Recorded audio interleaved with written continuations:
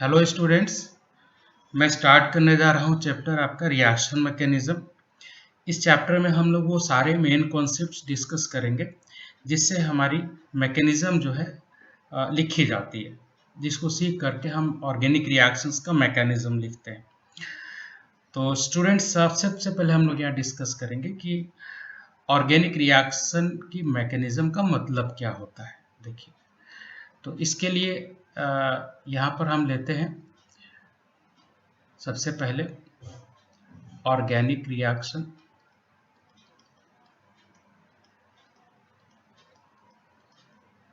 ये हमने लिखा। अब देखिए, यहाँ पे एक बच्चों मेन ऑर्गेनिक सब्सटेंस होगा, एक यहाँ पर ऑर्गेनिक सब्सटेंस होगा, सब्सटेंस होगा, और एक बच्चों यहाँ पर रिएजेंट होगा। रिएजेंट ऑर्गेनिक सब्सटेंस से रिएक्शन करेगा और ये प्रोडक्ट बनाएगा। ठीक है, देखिए बच्चों, ये आपका बाय डेफिनेशन ऑर्गेनिक सब्सटेंस होना चाहिए। बाय डेफिनेशन का मतलब ये हुआ कि there must be at least one carbon atom and it must be derived from vital source. vital source से ये आना चाहिए। ऑर्गेनिक सब्सटेंस की डेफिनेशन होती है। तो ऑर्गेनिक सब्सटेंस पे रिएजेंट आपका अटैक करेगा और प्रोडक्ट बनाएगा। ठीक है, अब देखते हैं ये कैसे होता है। देखिए, जो आपका रिएजेंट है स्टूडेंट, वो बेसिकली आपका दो तरह से ब्रेक हो सकता है। एक ये ब्रेक हो सकता है होमोलिटिक मैनर में, और दूसरा ये ब्रेक हो सकता है हेट्रोलिटिक मैनर में। डिपेंडिंग ऑन रिएक्शन कंडीशंस, जैसी कंडीशन होंगी वैसा ब्रेक होगा। इन कंडीशंस को हम लोग बाद में डिस्कस करेंगे। अभी क्या है, होमोलिटिक फिशन क्या होता है ये देखते हैं। सपोज करिए आपके पास एक मॉलिक्यूल है ए बी, और यहाँ पर ए और बी की इलेक्ट्रोनेगेटिविटी ऑलमोस्ट सेम है। या रिएक्शन कंडीशंस ऐसी हैं स्टूडेंट्स कि ये बॉन्ड बीच से ब्रेक होता है। देखो, बीच से ब्रेक होने का मतलब क्या है, इसके बीच जो बॉन्ड बना है इसके इलेक्ट्रॉन्स इक्वली डिवाइड हो जाएंगे और हमको यहाँ पर ए फ्री रेडिकल मिलेगा और बी फ्री रेडिकल मिलेगा स्टूडेंट्स। तो इलेक्ट्रॉन्स यहाँ इक्वली डिवाइड हो जाते हैं और ए फ्री रेडिकल और बी फ्री रेडिकल मिलता है, और ये न्यूट्रल होता है, इस पर कोई चार्ज नहीं होता। ये जो आप एक सर्कल टाइप का देख रहे हो, ये एक्चुअली एक अनपेयर्ड इलेक्ट्रॉन है। यही दो इलेक्ट्रॉन्स हैं जिन्होंने इस कोवेलेंट बॉन्ड को बनाया था, और इस बॉन्ड के टूटने के बाद स्टूडेंट्स यहाँ ए फ्री रेडिकल और बी फ्री रेडिकल बना है। ठीक है, अब चलिए दूसरा एग्जांपल लेते हैं, एक्स वाई। एक्स वाई में स्टूडेंट क्या है, ये हेट्रोलिटिक फिशन करेंगे, और यहाँ पे हम ये सपोज करते हैं कि y is more electronegative. Let us suppose y is more electronegative. So जब दोनों इलेक्ट्रॉन y को चले जाएंगे तो x पे क्या बचेगा बच्चों, पॉजिटिव चार्ज, और यहाँ पर क्या आएगा, नेगेटिव चार्ज, माइनस बनेगा। तो यहाँ पे देखिए, अगर ये दोनों स्पीसीज ऐसे हुए स्टूडेंट्स कि पॉजिटिव चार्ज कार्बन पर है, तो इसको हम लोग कार्बोकैटायन बोलते हैं, और अगर नेगेटिव चार्ज कार्बन है तो इसको कार्बन आयन बोलते हैं, और इसको हम हेट्रोलिटिक फिशन बोलते हैं। चलो बच्चों, अब ये फिशन हो गया, इसके बाद क्या होगा। देखिए, अगर होमोलिटिक फिशन हुआ है तो ये फ्री रेडिकल, ए फ्री रेडिकल या बी फ्री रेडिकल जो भी होगा वो ऑर्गेनिक सब्सटेंस पर अटैक करेगा। और कहाँ अटैक करेगा, ये वहां अटैक करेगा जहां पे फ्री रेडिकल्स होंगे। वो फ्री रेडिकल्स हमको जनरेट करने पड़ेंगे, पाई बॉन्ड तोड़ना पड़ेगा या जो भी रिक्वायर्ड है वो बॉन्ड ब्रेक करना पड़ेगा, और फ्री रेडिकल्स हमें जनरेट करने पड़ेंगे। फिर जो एप्रोप्रिएट होगा वो जा करके वहां पर पे ऐड हो जाएगा और प्रोडक्ट हमारा बन जाएगा। ठीक है, ऐसे अगर हेट्रोलिटिक फिशन होता है तो X प्लस है, प्लस कहाँ जाएगा, ऑब्वियसली यहाँ पे जहाँ पे नेगेटिव चार्ज होगा या माइनस होगा। और अगर माइनस पहले अटैक करता तो कहाँ जाएगा बच्चों, ये वहां जाएगा जहां पर पॉजिटिव चार्ज होगा। तो जहां पर इलेक्ट्रॉन डेंसिटी आपकी मैक्सिमम होगी वहां पर X प्लस अटैक करेगा, और जहां पर इलेक्ट्रॉन डेंसिटी मिनिमम होगी वहां पर Y माइनस जाएगा, या डेफिशिएंसी होगी वहां पर जाएगा स्टूडेंट। इस तरह से प्रोडक्ट हमारा बन जाएगा।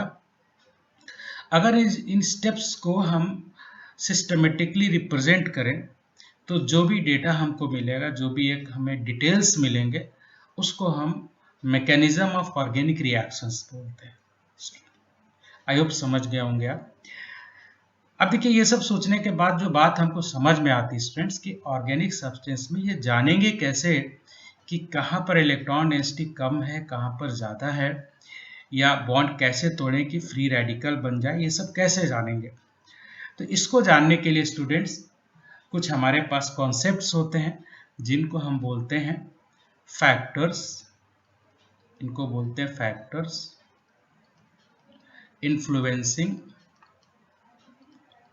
इन्फ्लुएंसिंग इलेक्ट्रॉन डेंसिटी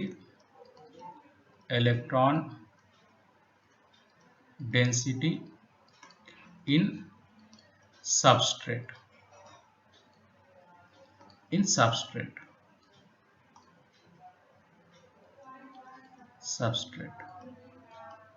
ठीक है बच्चों। तो there are 3 such factors. The first is called inductive effect.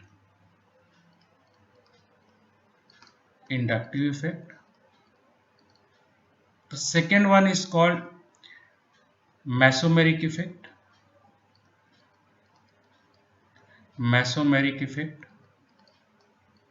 And the third one is electromeric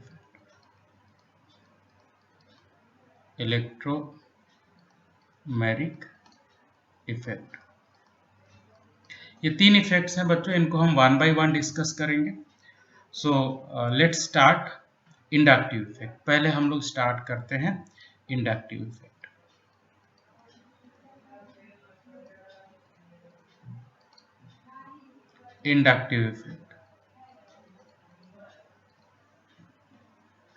so inductive effect क्या होता है स्टूडेंट्स? देखिए इंडक्टिव इफेक्ट एक्चुअली एक ऐसा इफेक्ट है जिसमें जो शेयर्ड पेयर ऑफ इलेक्ट्रॉन्स होते हैं they will be shifted towards more electronegative and there will be a polarity between atoms, ठीक है, and this is called inductive effect. मैं आपको एग्जांपल लेके बताता हूँ। जैसे देखिए ये कार्बन है हमारे पास, ये भी कार्बन है और यहाँ पर X है एंड यहाँ पे X क्या है, X जो है कार्बन से ज़्यादा इलेक्ट्रोनेगेटिव है।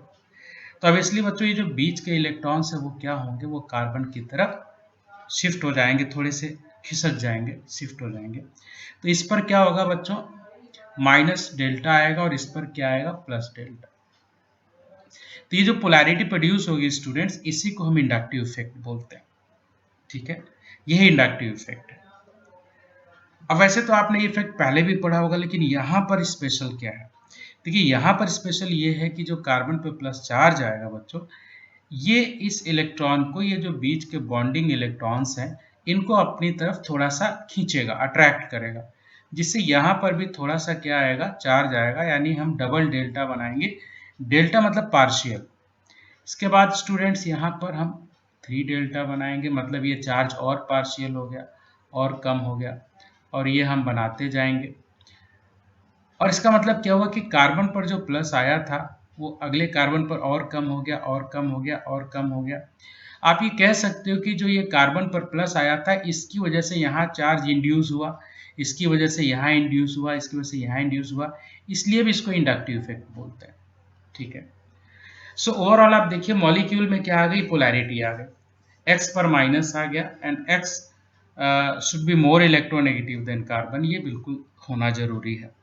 अब कार्बन पर जो प्लस आया है बच्चों, वो बाकी के कार्बन पे डिस्पर्स हो रहा है एंड उसका जो इंटेंसिटी है, जो पॉजिटिव चार्ज की इंटेंसिटी है, वो बच्चों कम होती जा रही है, ठीक है।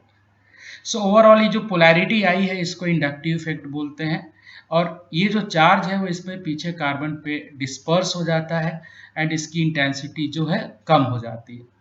तो बच्चों डेफिनेशन क्या हुआ, जब किसी पर्टिकुलर बॉन्ड में bond pair more electron negative की तरफ शिफ्ट होता है, ट्रांसफर नहीं होता बच्चों, ट्रांसफर मतलब पूरी तरह चला जाएगा, शिफ्ट होता है, थोड़ा सा खिसक जाता है, तो इससे मोर इलेक्ट्रोनेगेटिव पे माइनस आता है, लेस पर पॉजिटिव आता है, इस इवेंट को हम इंडक्टिव इफेक्ट बोलते हैं। प्लस चार्ज कार्बन पे डिस्पर्स्ड हो जाता है, जो भी चेन है। और एक बात ये भी बता दें, ये जो इफेक्ट है बच्चों, ये चौथे कार्बन तक रहता है, उसके बाद ऑलमोस्ट नेग्लेक्ट कर सकते हैं, बट जरूरत पड़ी तो 10वें पर भी कंसीडर हम लोग कर लेंगे, ठीक है। सो बच्चों इसकी कुछ प्रॉपर्टीज हैं वो मैं लिखता हूं। पहली बात, जैसे it involves sigma electrons only, मतलब ये ओनली सिग्मा इलेक्ट्रॉन्स में होता है, सिग्मा इलेक्ट्रॉन्स ओनली।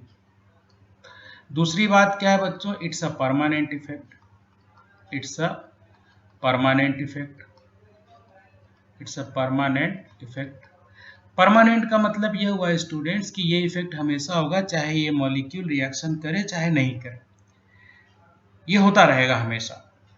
ठीक है, इसको इस बात की जरूरत नहीं कि जब रिएक्शन में जाएगा तभी ये करेगा, ये हमेशा इसमें प्रेजेंट रहेगा। ठीक है, एंड और इसके कुछ पॉइंट्स है स्टूडेंट, जैसे थर्ड पॉइंट इधर देख लीजिए। ठीक है, ये कि positive charge dispersed along the carbon chain, positive charge, positive charge dispersed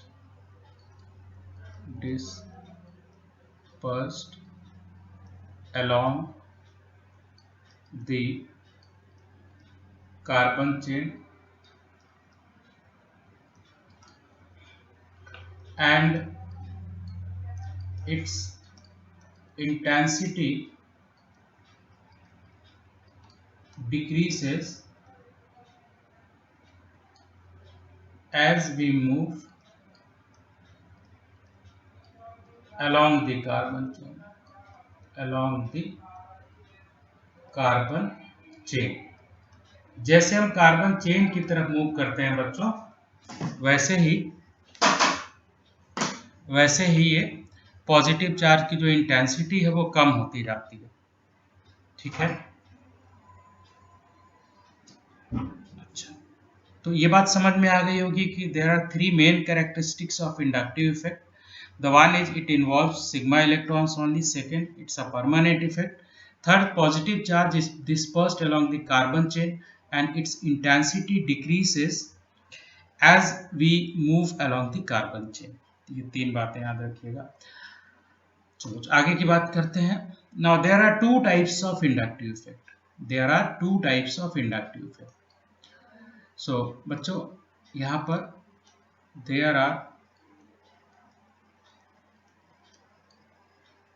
there are two types of inductive effect. The first is plus I effect या प्लस इंडक्टिव इफेक्ट बोलते हैं इसको। ठीक है, प्लस आई इफेक्ट। एंड दूसरा है बच्चों minus I effect. तो पहले प्लस आई इफेक्ट क्या होता है ये मैं एक्सप्लेन कर देता हूँ, तब बात करेंगे। देखिए जैसे कार्बन है हमारे पास। देखिए बच्चों कार्बन के साथ कोई ग्रुप जुड़ा हुआ है। ठीक है, लेट की ये कोई ग्रुप ए है, कोई एटम भी हो सकता है, कोई फंक्शनल ग्रुप भी हो सकता है। अगर इसकी electron releasing capacity, electron repelling capacity, if it is more than hydrogen, see reference हमने लिया हाइड्रोजन को, अगर ए का इलेक्ट्रॉन रिपेलिंग कैपेसिटी हाइड्रोजन से ज्यादा है तो ए को हम बोलते हैं ये प्लस आई ग्रुप है, एंड इसी इफेक्ट को हम बोलते हैं बच्चों plus inductive effect. This effect is called plus inductive effect, याद रखिएगा। ये हम हमेशा कंपैरेटिवली बात करते हैं, हाइड्रोजन आपका रेफरेंस लिया जाता है, मतलब हाइड्रोजन का इलेक्ट्रॉन रिपेलिंग कैपेसिटी 0 है। तो कोई भी एटम या ग्रुप जो हाइड्रोजन के कंपैरिजन में कार्बन को ज्यादा अच्छी तरह से इलेक्ट्रॉन देगा उसको हम प्लस आई ग्रुप बोलेंगे, और इस इफेक्ट को हम प्लस आई इफेक्ट बोलेंगे। सो अभी मैं आपको जो कुछ प्लस आई इफेक्ट शो करते हैं बच्चों उनका एग्जांपल देता हूँ। जैसे O माइनस है, ये आपका स्ट्रॉन्गेस्ट प्लस आई ग्रुप है। इसके बाद COO माइनस होता है, एंड उसके बाद बच्चों हो जाता है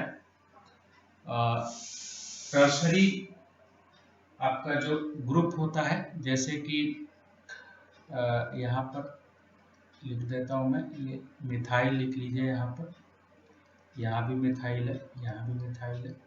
इसके बाद में CH3 एंड उसके बाद बच्चों CH3 CH2 and then CH3 and obviously last में हाइड्रोजन ही आएगा, बिकॉज ये सारे हाइड्रोजन से ज़्यादा पावरफुल हैं इलेक्ट्रॉन रिलीज करने के मामले में। ठीक है, अच्छा अब बच्चों देखते हैं दूसरी बात कि माइनस आई इफेक्ट क्या होता है। Minus I effect, minus inductive effect. Minus inductive effect में स्टूडेंट क्या होता है कि जैसे कार्बन है तो कार्बन से सपोज करो कोई बी ग्रुप या एटम जुड़ा हुआ है एंड ये क्या करता है, शेयर्ड इलेक्ट्रॉन्स को अपनी तरफ खींचता है। सो अब यहाँ पे स्टूडेंट्स बी की अगर इलेक्ट्रॉन विड्रॉइंग कैपेसिटी हाइड्रोजन से ज्यादा है, अगेन रेफरेंस इज हाइड्रोजन, अगर ये हाइड्रोजन से ज्यादा है तो स्टूडेंट्स यहाँ पर हम बी को बोलेंगे माइनस आई ग्रुप, माइनस आई ग्रुप।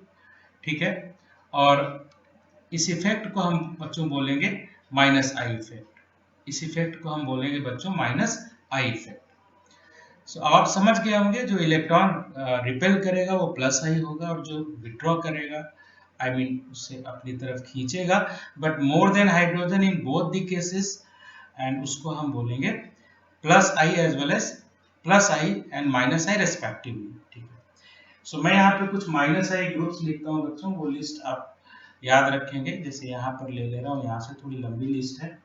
सो ये देखिए ये है N, यहाँ पर CH3 whole thrice plus it's a whole thrice. ठीक है बच्चों, इससे थोड़ा सा कम हो जाएगा एंड वो है NH3 प्लस, एंड देन इसके बाद है बच्चों हमारे पास NO2, फिर Cl है,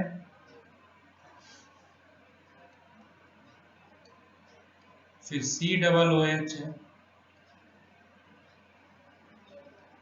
ऐसे then fluorine, chlorine, bromine, iodine, fluorine, chlorine, bromine, iodine है। उसके बाद है बच्चों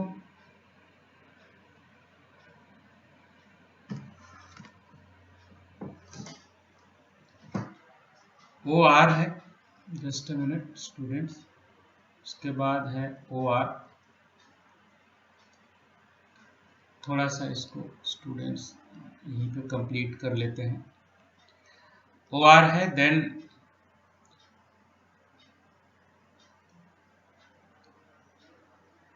OR के बाद COR है,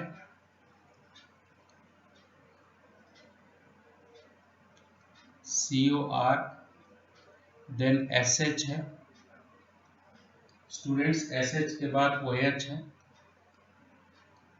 एंड OH के बाद बच्चों आएगा triple bond, that is C triple bond CH। उसके बाद आएगा बच्चों AR एंड उसके बाद आएगा डबल बॉन्ड। चलिए आ गया, इसमें कंप्लीट हो गया। तो आपका ये बच्चों लिस्ट आपको आ गई, ये आपको याद रखनी है, इसके बेसिस पे हम लोग क्वेश्चंस करेंगे। ठीक है, और क्वेश्चन में इसका यूज देखेंगे, एप्लीकेशन देखेंगे कि कैसे ये होता है। ठीक है, तो वो बच्चों हम नेक्स्ट लेक्चर में करेंगे।